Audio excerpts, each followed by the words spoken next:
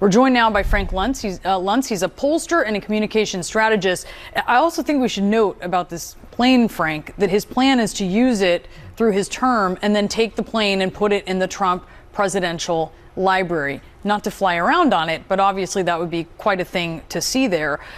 You have Senate Majority Leader John Thune saying there's lots of issues with the gift. What do you make of this blowback? Well, can we look at the messaging and communication? Can we take steps slightly wider?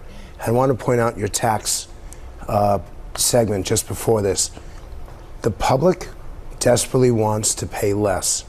And if this gets framed as a tax increase, if the Democrats are successful, that is the best way for the Republicans to frame it. Not who benefits, but who will be punished. Similarly, I looked at the communication of national security, the difference between a wall, which is what Trump calls it, and a security barrier, which is what the public actually wants. And a third element, which gets to this, Trump keeps talking about a deal rather than an agreement. And I've said this to members of Congress on both sides of the aisle. A deal is something that Monty Hall used to do 50 years ago. A deal is something that's insignificant, and it comes and goes. An agreement is something real, it's concrete, and it's long-term. And I look at these politicians, and I wonder why they continue to speak badly to the American people. For another example is this whole concept of DEI, diversity, equity, inclusion, when the public is asking for mutual respect, respect from their employers, respect from the communities that they serve. If you offer them respect, they will embrace you. If you do DEI, it's political. I say this because this whole discussion of that jet is missing the point. These Arab countries are about to invest huge amounts of money.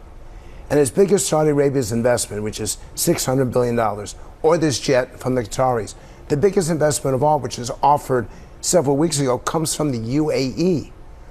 But it's just not being communicated as effectively. For them, it's $1 trillion over a 10-year period. That's permanent. And we're seeing some impressive... But if he gives, if the jet thing kind of takes over that messaging, that's a problem, isn't it? It's not a problem. It's actually a failure of the administration to set priorities. The jet is something flashy. It's something that we're all going to talk about, but it doesn't really matter. These multi-hundreds of billions of dollars, even $1 trillion, that's a big deal. Those are serious jobs. They're long-term. They're tens of thousands of Americans who will be employed, and that's what the public wants. It's the same thing with the tariffs. The president never explained why this was necessary. And the changes that are happening, the success with China is a big deal, but he's not going to get credit for it because he doesn't communicate it well. I totally understand what you're saying about, in contrast to $1 trillion deal, this jet being something insignificant. $1 trillion agreement. Agreement. You just did it. Agreement, yeah. He loves the word deal, though. I am Trump a deal does. guy. Trump does. But Trump loves the word deal. Being facetious aside, there are a lot of Americans out there that are struggling, to your point about higher prices and the effect that these tariffs might have that might become inflationary. I do wonder how you think it sits with the American people that the president might be willing to accept this huge jet from this foreign government. Aside from national security implications, it is arguably the most lavish gift that any American president has ever received, and it seems to be one that he's taking personally. He's not going to give it up so that others, so that the public's not going to be able to ride on this plane, right? So, I mean, doesn't that land poorly with the American people? So let me give you another example that stretches this out a bit. He's trying to broker a deal between Hamas and Israel. If he's successful, if the hostages get returned and they get a ceasefire, that's significant. He's trying to do the same thing with Russia and Ukraine. He's trying to win a Nobel Peace Prize. I don't think those voters will ever vote for him. I don't think this is something that's possible. But in Trump's eyes, this is significant. Why are you not focused more on getting this American hostage released? Why are you not focused on things that really matter to the public and really matter to national security? This is a mistake. This is a shift in focus. And once again, we're talking about something that really doesn't matter when these things are happening, and they are significant. And it's his own failure. Here, the policy is working, and yet he's discussing something else. And I don't know if people tell him this, and Congress is doing exactly the same thing. Chuck Schumer should be focused on Israel and Hamas, Russia and Ukraine, and not on this stupid plane.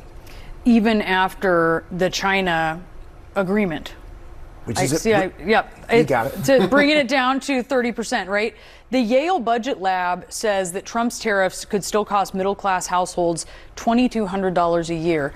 You can't really hide that from people, You're right? correct.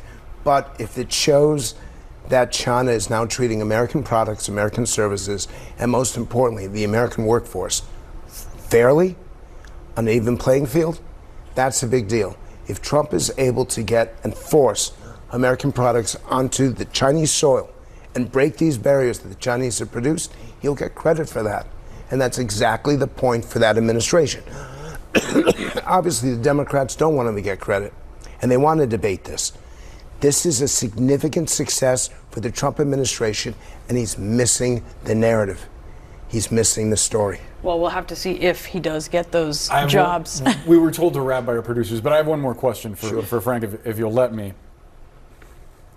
Last week, Donald Trump floated raising taxes on the wealthy. That goes against Republican doctrine going back generations and generations. But this is another example, not only of him remaking the Republican platform, but of saying things that the party utterly disagrees with, and then blaming Democrats for not letting that happen. It's almost a philosophical question. He's just able to say things, and people will accept it, even though it's not in line with any policy or any reality. How is that possible? Because he's different than any person who's ever served in office. I think you'd have to go back to Andrew Jackson to find a president as outside the mainstream as this one, and we never saw Jackson speak, so we don't really know what he was like. But what really matters in the end is what people see and feel and touch and hear.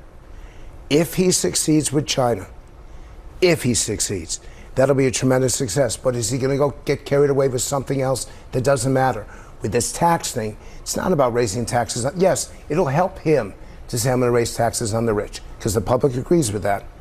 It'll hurt his Republicans in Congress. But in the end, if they fail to pass this tax cut, if he blames the Democrats for causing every American to pay more, that'll propel him. In the end, the Democrats are lucky that he isn't on message, because what he should be saying is, this administration is trying to give you a break, and the Democrats are trying to prevent it. And the Democrats are all focused on yelling at Trump. That protest that happened that you just showed your viewers, that doesn't help them. They look like children. We saw this at the State of the Union address. The Democrats are so off message, and so is the White House, and you wonder why Americans hate politics. Republicans do control both chambers, we should note, but his messaging often successful despite facts. So there's that. Frank, thank you so much. Appreciate it. I surrender. Always a great conversation with you, Frank.